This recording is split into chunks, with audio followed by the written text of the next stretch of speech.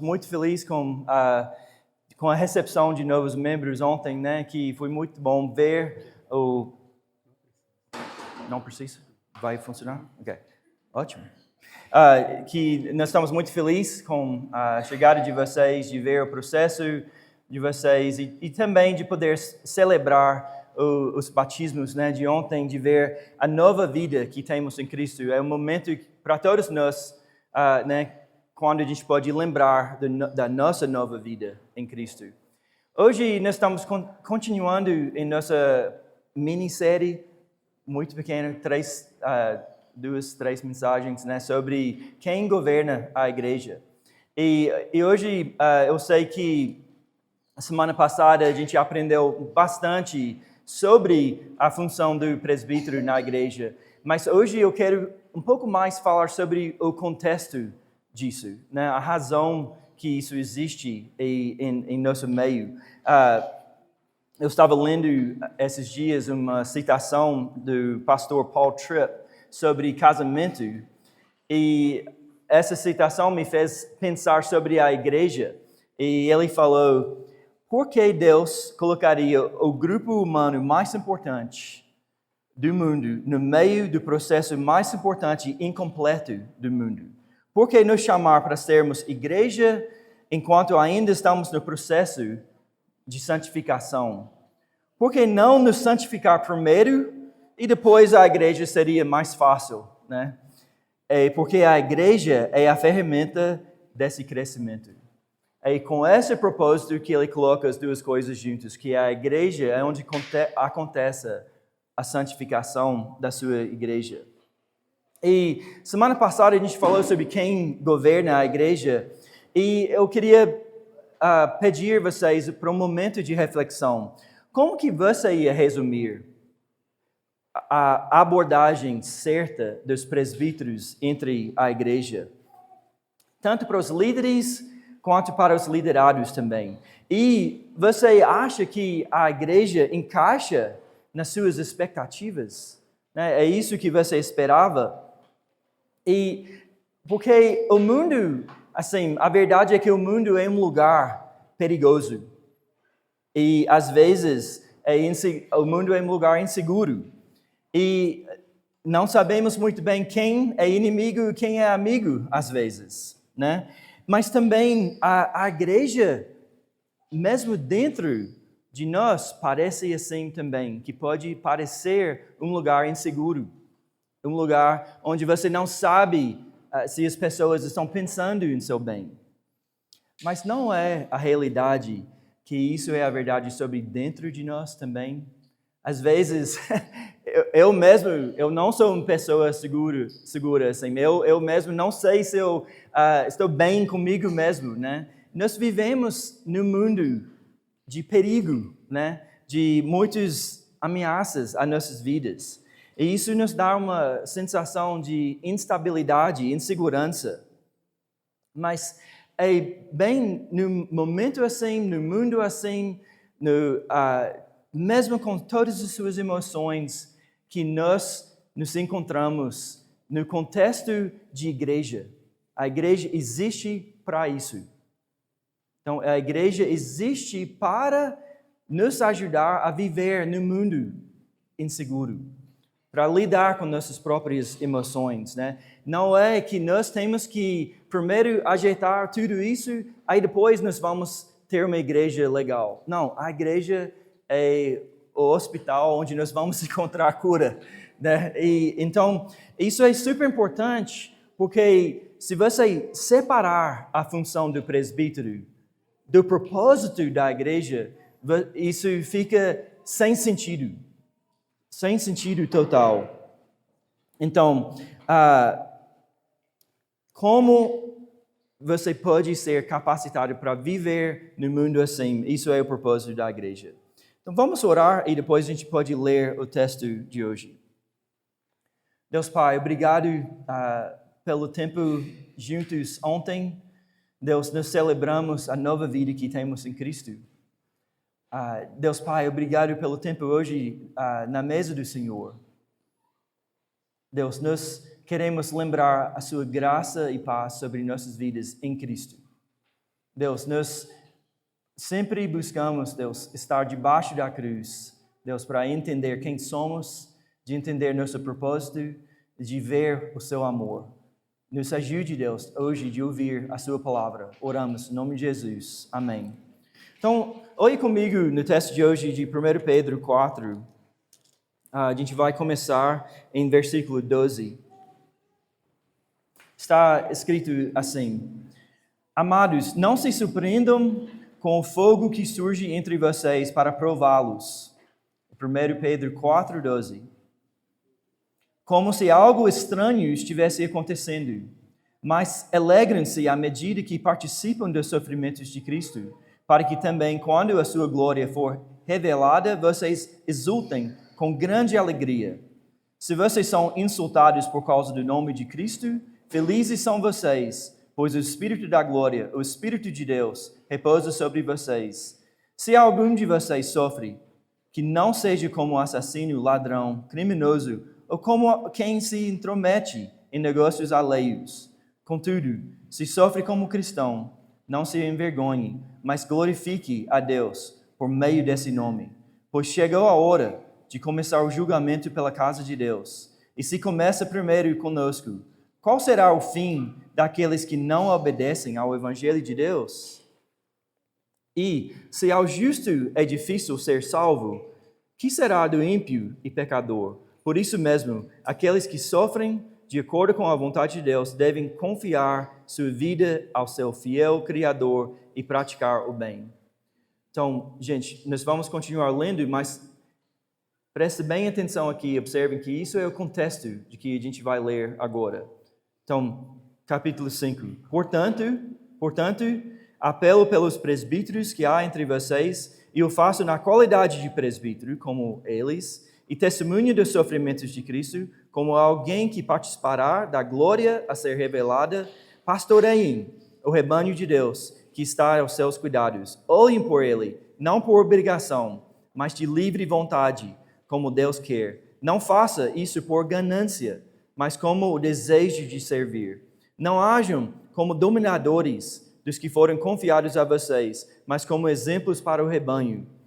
Quando se manifestar o Supremo Pastor, vocês receberão a imperecível coroa da glória. Da mesma forma, jovens, sujeitem-se aos mais velhos. Sejam todos humildes uns para com os outros, porque Deus se opõe aos orgulhosos, mas concede graça aos humildes. Portanto, humilhem-se debaixo da poderosa mão de Deus, para que Ele os exalte no tempo devido. Lancem sobre Ele toda a sua ansiedade, porque Ele tem cuidado de vocês. Estejam alertas e vigiem. O diabo, inimigo de vocês, anda ao redor como leão, rugindo e procurando a quem possa devorar.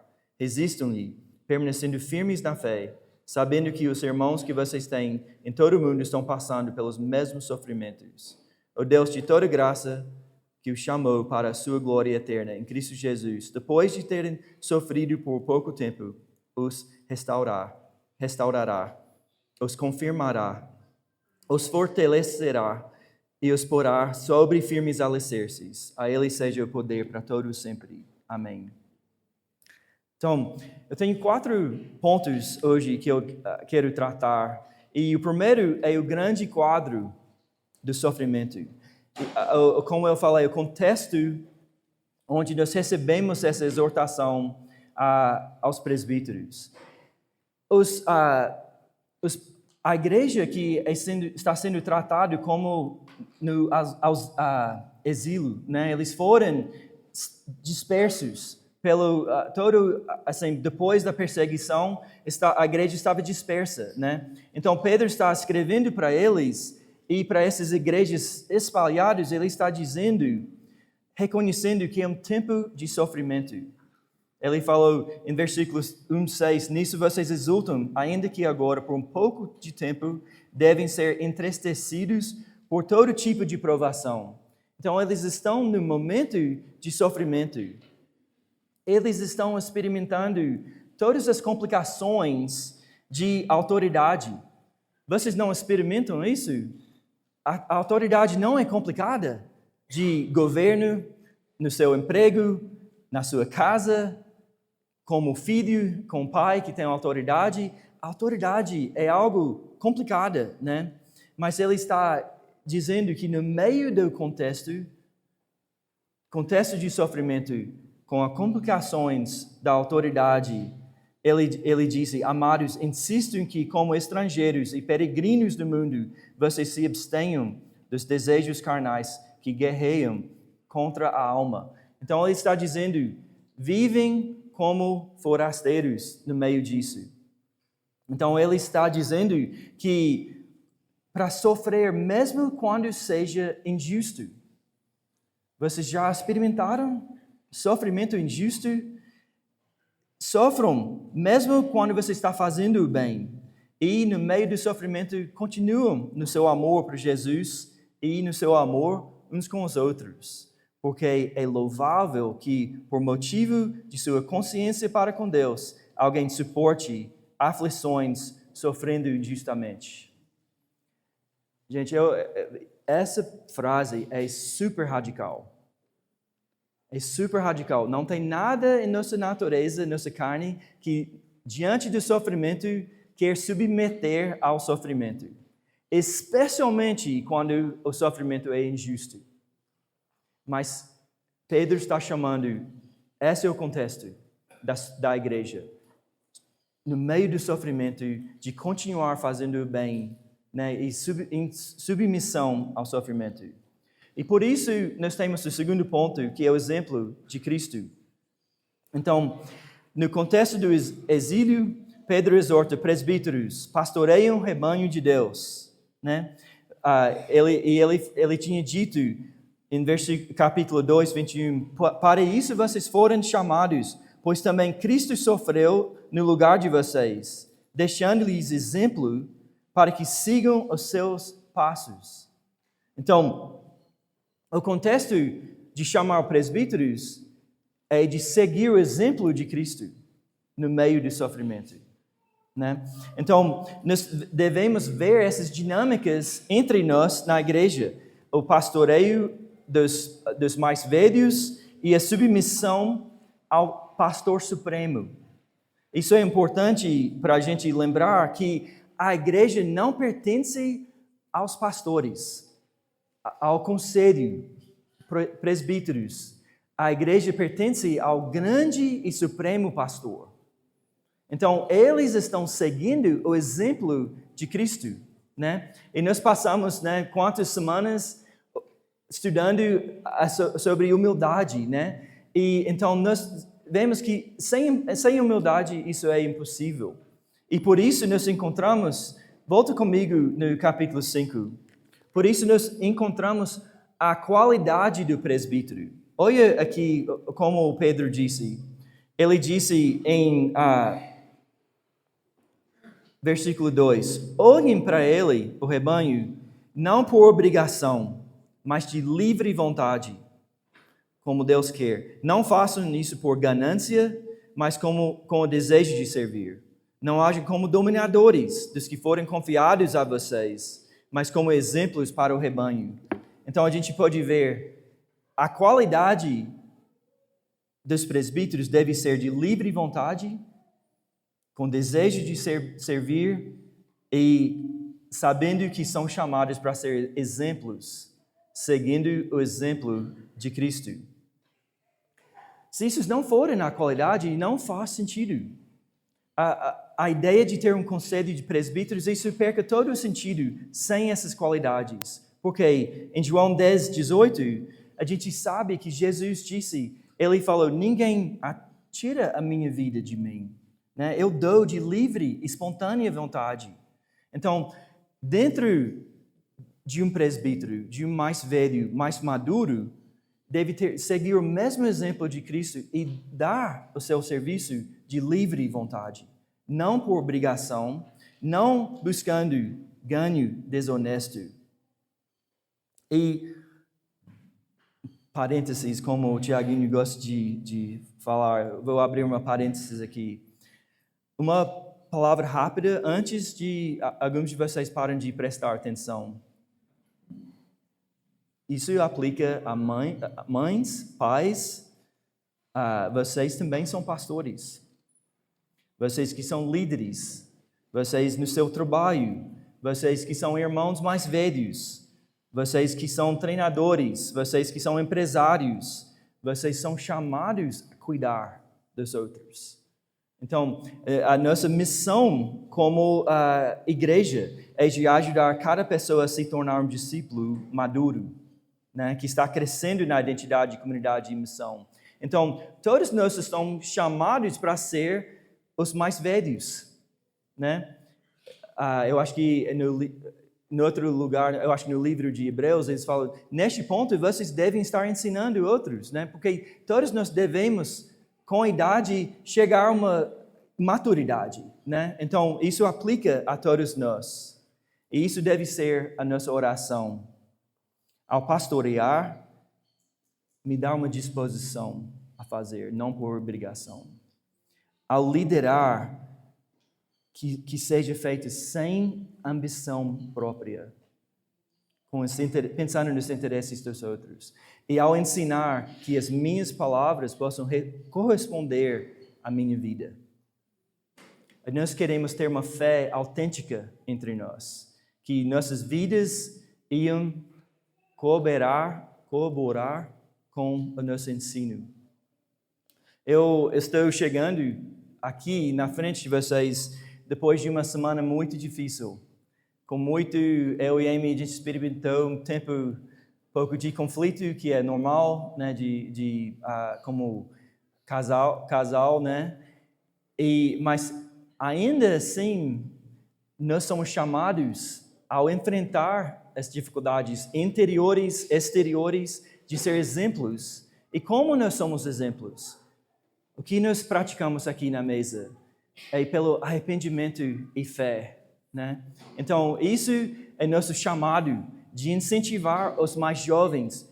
Continuem no arrependimento e fé. Isso é o chamado. E graças a Deus, nós temos um grande e supremo pastor. Nós estamos seguindo o exemplo dele, né? E não de homens aqui, né? Todas as nossas vidas, cada um de vocês deve apontar a Cristo, né? E não a nós mesmos.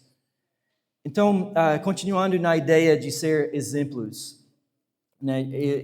Em 1 Pedro 2:21 está escrito: para isso vocês foram chamados, pois também Cristo sofreu no lugar de vocês, deixando exemplo para que sigam os seus passos, né? Nós estamos falando aqui em nossos momentos de discipulado o tema de permanecer e frutificar. Então, nós temos que permanecer em Cristo para seguir os seus exemplos. E para estar firme, nós precisamos receber a graça. Então, fechando os primeiros 2 pontos, nós temos o contexto. E aqui na carta, Pedro está buscando trazer firmeza para a igreja e os pastores devem seguir, os presbíteros, os maduros devem seguir o seu exemplo, né? Buscando seguir o mesmo exemplo. Pedro está seguindo Cristo, nós estamos seguindo o exemplo de Cristo também. E preparar a igreja para sofrimento injusto, equipar a igreja para responder bem, dar à igreja esperança durante o sofrimento. Nós estamos chamados para lembrar a igreja que o sofrimento é uma parte normal da vida cristã. E para servir, fortalecendo os irmãos para manterem a calma, embora todos os outros possam perder a sua. Né? Nós temos que nos manter no caminho. E a gente leu, o primeiro versículo que a gente leu hoje foi 4:12. Amados, não se surpreendam com o fogo que surge entre vocês para prová-los. Isso é a mentalidade da igreja, né? Que nós não somos surpreendidos. Mas por que os mais maduros devem viver como exemplo disso e não viver surpreendidos do sofrimento? Porque, primeiro, como ele disse, vamos lembrar que qualquer sofrimento tem um propósito. É para provar a nossa fé. Então, isso que é uma paradigma que precisa mudar em nós. Qualquer sofrimento serve para nos provar e para provar nossa fé. Qualquer sofrimento, seja indevido, seja em casa, seja no seu interior, tudo está funcionando com o propósito de provar a sua fé. Né? E a segunda coisa é que todo sofrimento segue a vontade de Deus. Em capítulo 3, 17, é melhor sofrer por fazer o bem, se for da vontade de Deus, do que por fazer o mal. E também em versículo...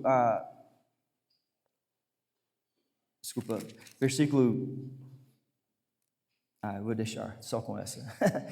Mas a gente sabe que o sofrimento serve para provar cada um e também faz parte da vontade de Deus. Né? A gente não vai fazer hoje, mas volta em Romanos 8, 28 e ver que toda e qualquer circunstância serve para o bem daqueles que o amam, porque para conformar a gente à imagem de Cristo. E a terceira parte disso é que nós somos lembrados em nosso ensino que nós devemos ver os exemplos dos outros. Não é só de ouvir, mas é de ver, né? Então, no sofrimento, nós devemos ver exemplos de pessoas em nosso meio. Então, a gente sabe que, primeiro, está nos colocando à prova, que isso é a vontade de Deus, e a vontade deles é que há exemplos em nosso meio. Não somente ensino, mas exemplos. E nós somos chamados para ter essa maturidade. O teólogo Ellicott, ele disse assim: pois para isto fostes chamados, a saber, para a combinação de sofrer e fazer o bem.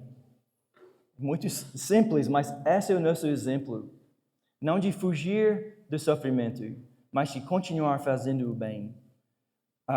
Também a vida e o sofrimento de Cristo fornecem um modelo para a conduta cristã, especialmente diante da adversidade. Então, em Cristo, nós temos o exemplo para seguir. Então, pais, irmãos, professores do Ministério Infantil, líderes, vocês são chamados a ser exemplos para o rebanho. Somos chamados a seguir Cristo. Mas vamos pensar agora no ponto 3, a necessidade da humildade. A verdade é que isso tudo não vai funcionar sem humildade. Né? Isso é bem a realidade. Olha o versículo 5 de capítulo 5. Da mesma forma, jovens, sujeitem-se aos mais velhos. Sejam todos humildes uns para com os outros. Sejam todos humildes uns para com os outros. Na minha Bíblia tem uma pequena anotação que fala: vistam todos o avental da humildade. Então imagine que seja uma roupa. Qual roupa você vai usar hoje, né? Quando você for sair de casa, se vistam da humildade. Que eu seja revestido da humildade e vocês, que todos nós possam. Porque isso é o combustível para que funcione a dinâmica entre nós da igreja. Né? A gente sabe que nós estamos chamados a ser um corpo só. Olha de volta em capítulo 4. Desculpa, eu estou pulando. Eu queria pregar toda a carta de 1 Pedro, mas só estou pegando algumas partes. Vocês podem voltar depois para ver. Mas Pedro tinha dito em capítulo 4, versículo 8, sobretudo, amem-se sinceramente uns aos outros. Então, ele está dizendo aqui em 5, revistam-se da humildade. Agora ele está dizendo como que isso deve ser. Amem-se sinceramente uns aos outros, porque o amor perdoa muitíssimos pecados. Sejam mutuamente hospitaleiros, sem reclamação. Cada um exerça o dom que recebeu para servir os outros, administrando fielmente a graça de Deus em suas múltiplas formas. Aqui está dizendo várias vezes uns com os outros. E isso necessita da humildade. Sem colocar o outro e seus interesses como mais importantes, é impossível amar alguém. É impossível servir alguém. E isso coloca em dúvida, ou talvez questiona qual é a nossa motivação. O pastor Juan Sanchez, ele disse: no mundo greco-romano do tempo de Pedro, vencedores atléticos e militares recebiam uma coroa feita de folhas que naturalmente murchava e perecia. Mas Pedro, o que ele disse aqui? Ele falou em versículo 4, quando se manifestar o Supremo Pastor, vocês receberão a imperecível coroa da glória. Então a gente pode ver que dentro da humildade também há uma nova motivação para exercer os nossos dons, para amar uns aos outros. Algo que é imperecível, que é a glória de Deus. E eu tenho essa realidade para a gente. Um presbítero que serve o rebanho de forma altruísta, você não vai receber exaltação diante dos homens. Seja feito como Cristo fez, provavelmente será discreto e sem reconhecimento. Da mesma forma, submeter-se aos presbíteros não é uma jogada para sua exaltação na igreja. Provavelmente será desconfortável para você esperar e às vezes outros serão colocados à sua frente. Mas Deus o exaltará, o Senhor diz. Então, isso muda totalmente a igreja. A função da igreja é essa humildade. Então, último ponto, a realidade do nosso adversário. Nós temos um adversário. Né? Como está escrito em versículo 8. Estejam alertas, vigiem. O diabo, o inimigo de vocês, anda ao redor como leão, fugindo e procurando a quem possa devorar. Então, nós temos oposição a esse projeto de igreja, né? De caminhar no sofrimento, sendo exemplos uns com os outros e sendo humildes, né? E ele está assim, sempre buscando o momento certo para devorar alguém do rebanho. Seus modos são de roubar, matar e destruir. Então, resistir ele, isso vai exigir firmeza. Isso vai exigir um corpo trabalhando juntos. Então, se você é um pastor que está pastoreando sua família fielmente e a alto custo e se sente sobrecarregado ou exausto e faz isso com pouco reconhecimento e menos agradecimentos, olhe para cima e para frente. Olhe para a alegria que vem quando você receber sua coroa da glória, que não perece do Senhor. Se você está se submetendo à autoridade, sendo humilde, olhe para frente, olhe para o nosso Senhor e pensa no futuro, porque isso te traz firmeza. Deus, Ele resiste, né? Como está escrito, Deus se opõe aos orgulhosos, mas concede graça aos humildes.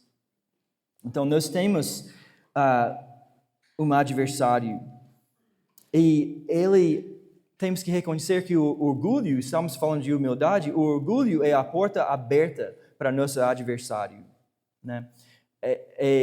Isso é onde entra, né, os ataques dele, né?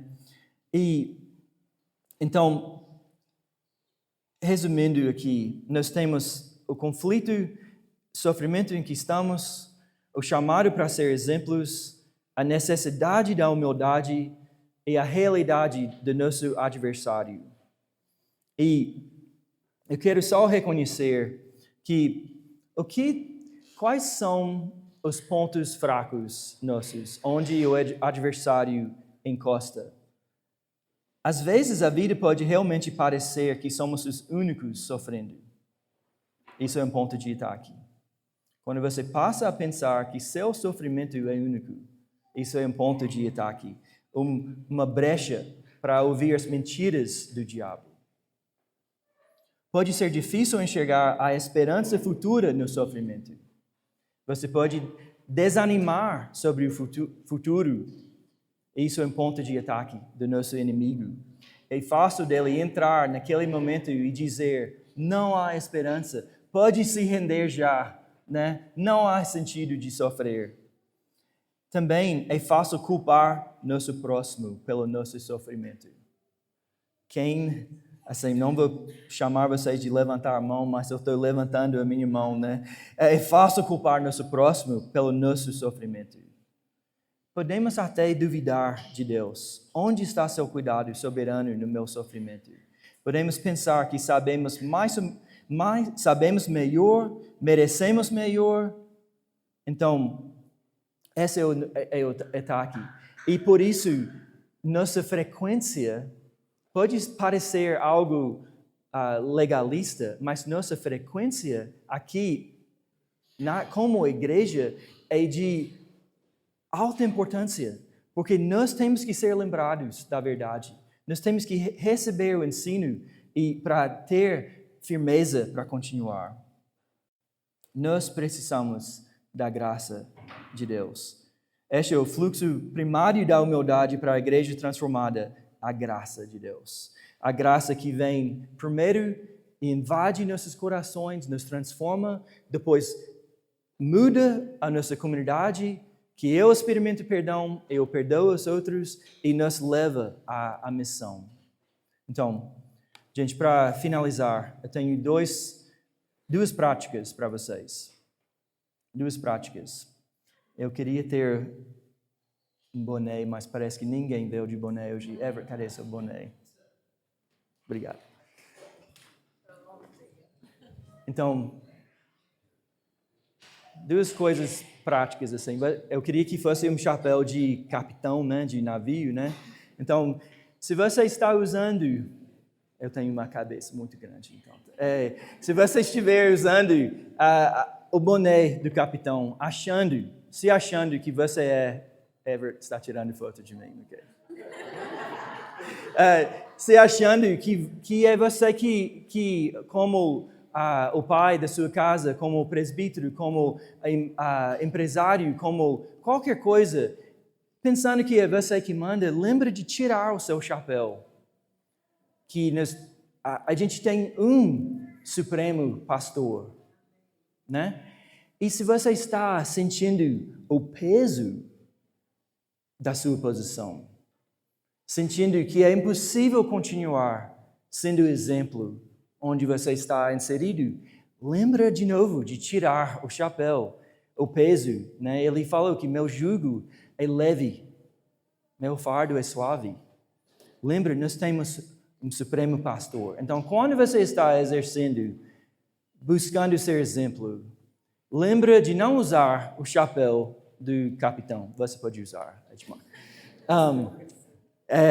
Outro exemplo para os jovens. E todos nós também, como estamos buscando maturidade, também somos jovens. Eu queria um copo normal aqui. Reflete melhor. Então, pensa sobre o culto, a comunidade regional, o discipulado, esses vários momentos que temos, né? Eu quero pedir que vocês cheguem assim, com o copo virado do jeito certo, e não assim, ou assim, por quê? Porque nós temos que chegar para receber. Ok, eu estou aqui, o propósito desse momento é para me fortalecer. Eu tenho que ouvir a verdade para continuar. Eu tenho que enfrentar o sofrimento. Eu quero receber. Então, estou aqui para receber. Mas também para você poder dividir com o seu próximo, né? A gente precisa estar sempre recebendo e dividindo, né? Compartilhando o que temos. E nós somos uma igreja simples, né? As pessoas me falam isso. E assim, os eventos não são muitos, mas eu te garanto que a experiência do culto, a experiência da comunidade regional, do discipulado, muda totalmente quando você chega assim. Porque você começa a receber, em vez de chegar assim e falar, eu não sei se eu vou querer, ou de não ir, porque deixa seu copo estar já cheio de outras coisas, ou você não está enxergando o momento, o ponto de receber. Então, lembra essa semana de tirar o seu chapéu de capitão e de andar com seu copo virado para cima? Virado para cima, assim. Vamos orar. Deus Pai, é muito bom ser lembrado, Deus, que o Senhor não é sem sentido que o Senhor colocou mais velhos entre os jovens. Não é sem sentido que o Senhor nos chamou a ser humildes. E Deus, é de alta importância que o Senhor nos exortou de ser exemplos. Deus nos fortifica, nos fortalece para enfrentar e resistir nosso adversário. Que isso seja feito como um corpo e não indivíduos, Deus. Deus, nós precisamos de Ti, nós precisamos do Seu corpo, Deus. Deus, esteja com o conselho, que eles possam ter plena disposição de servir Sua igreja, Deus.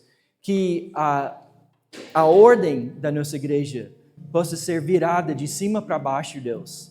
Que os mais velhos servindo os jovens, Deus, capacitando cada um para servir o seu próximo, Deus. E não exaltando nós mesmos, Deus, mas exaltando nosso Supremo Pastor, que é Cristo. Oramos tudo isso em nome de Jesus. Amém.